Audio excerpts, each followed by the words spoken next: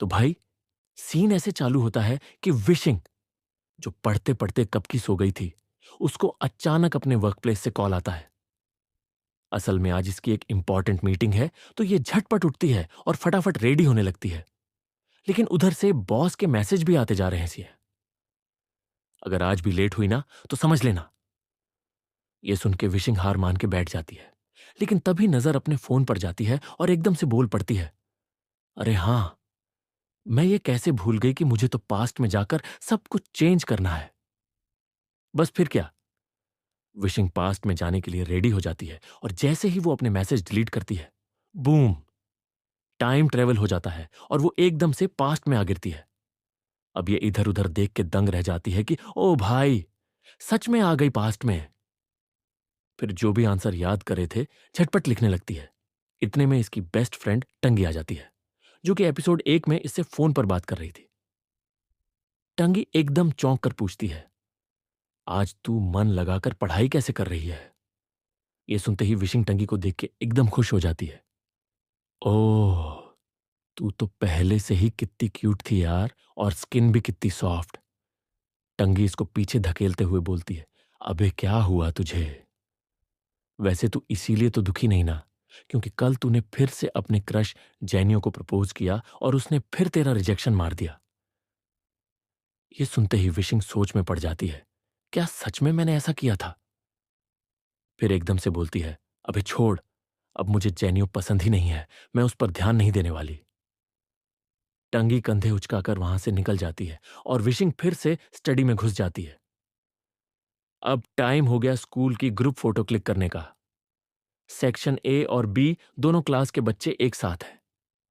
जैसे ही जैनियो आता है, सारी लड़कियां एकदम हाय, कितना हैंडसम है यार वाला एक्सप्रेशन देने लगती है। जैनियो अपनी जगह पर खड़ा होता है, लेकिन तभी कुछ लोग उसे विशिंग के पास धक्का मार देते हैं और हंसने लगते हैं। सबको पता है कि विशिंग इसको पसंद करती है, तो सब टीज कर रहे थे। जैनियो को गुस्सा आ जाता है और विशिंग भी मुंह बना रही होती है, लेकिन तभी टीचर आते हैं और सबको डांटने लगते हैं। तुम सेक्शन बी वाले स्टूडेंट्स कभी शांति से नहीं रह सकते क्या? पढ़ाई लिखाई तो होती नहीं तुमसे, ऊपर से सेक्शन ए वालों का भी टाइम खराब कर रहे हो। ये सुनते ही विशिंग बोल पड़ती है, आप हमें दूसरों से कंपेयर कैसे कर सकते हो? वैसे भी एग्जाम इतने भी हार्ड नहीं होते।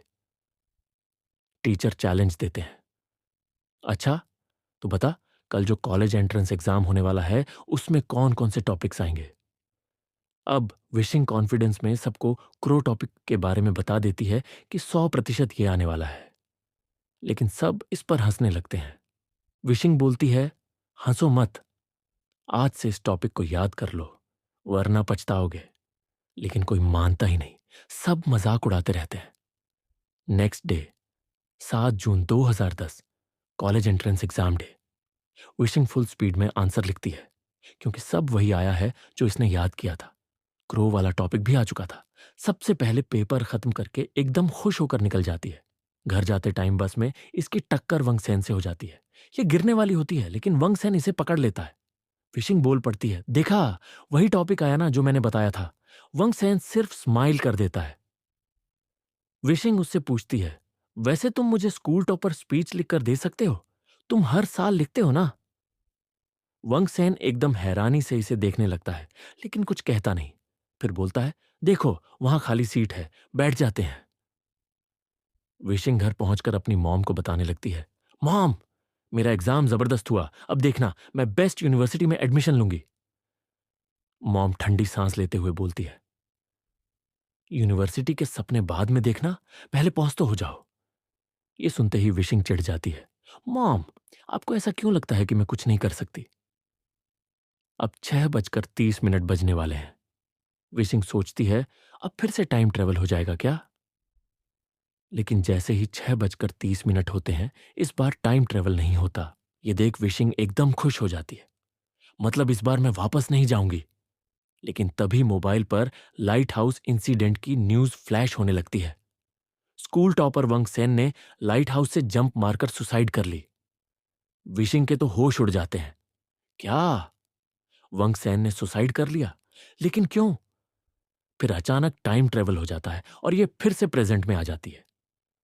अब ये सोचने लगती है, मतलब मेरी टाइमलाइन इसलिए चेंज नहीं हो रही क्योंकि वंग सेन की डेथ हो रही है।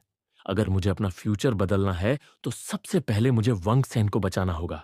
बस इसी सस्पेंसफुल सीन पर यह पार्ट खत्म होता है। अगले पार्ट के लिए चैनल सब्सक्राइब करो और बेल आइकन दबाओ।